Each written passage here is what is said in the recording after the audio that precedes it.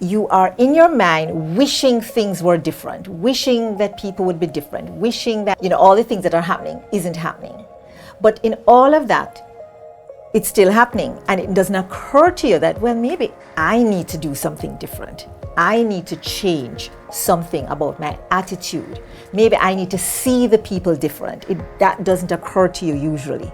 You think that in order for you to have a better life, a different experience, everybody else needs to be different. But it's not true. It's just you that need to be different. I showed up in a particular way to everybody that I was dealing with. Instead of bitter, which was possible, I showed up better, which then ensured that all the people that had to interact with me had the best of me. The best way to predict the future is to create it. Hi, I'm Nadine Seaga, a mindset and leadership coach, and I work with managers, executives, and professionals in a variety of sectors who are ready to take action to reduce feelings of stress, frustration, and overwhelm so that they can be more intentional in their leadership and in their life and ultimately experience more productivity and overall fulfillment.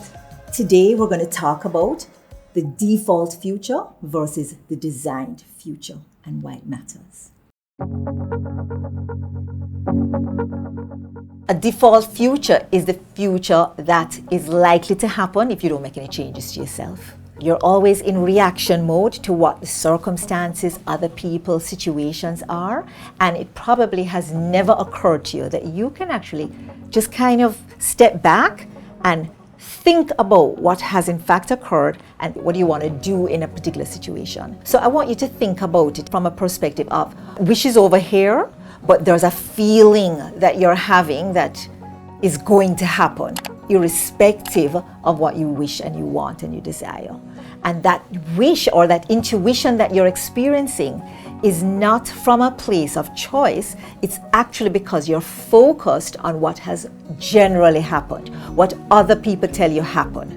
And so that is really the default future, the future that is likely to happen if you don't make any changes. So an example of a default future looks like this. You come into work late every day, you complain all the way to work about the traffic and the other drivers on the road, and then you come into the office and then you see situations, circumstances, other people in the office, and you complain about all the things that are going wrong. And you are in your mind wishing things were different, wishing that people would be different, wishing that you didn't have, all the things that are happening isn't happening.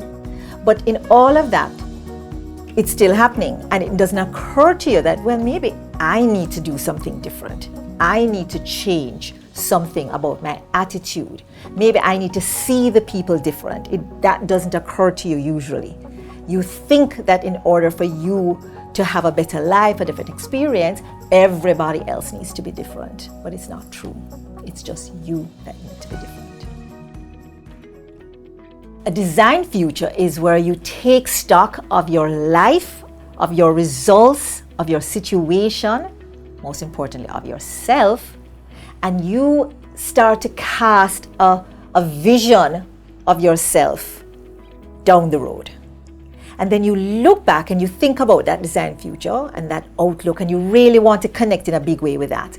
And then you think about, well, what is it that I would need to do today for that to happen? And then you take your first step.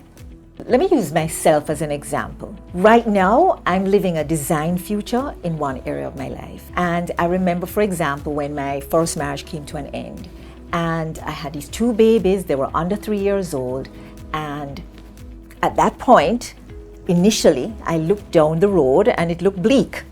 But then I decided to use my imagination and say, well, if I could create any life I want, what would that look like?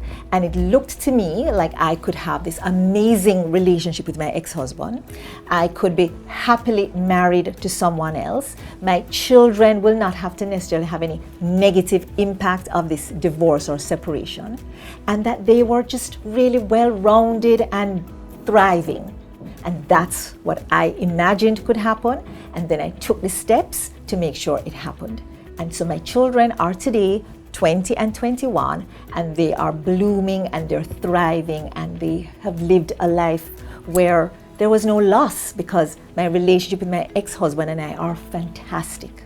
So that's a design future, and that's a practical example of how it could work for you. But you have to be willing to dream. You have to be willing to imagine a future that's different from whatever your current circumstances are looking like today.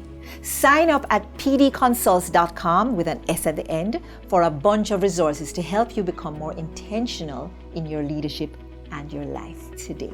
Thanks for watching. Please leave a thumbs up, subscribe, and share with anyone you feel could benefit from this content.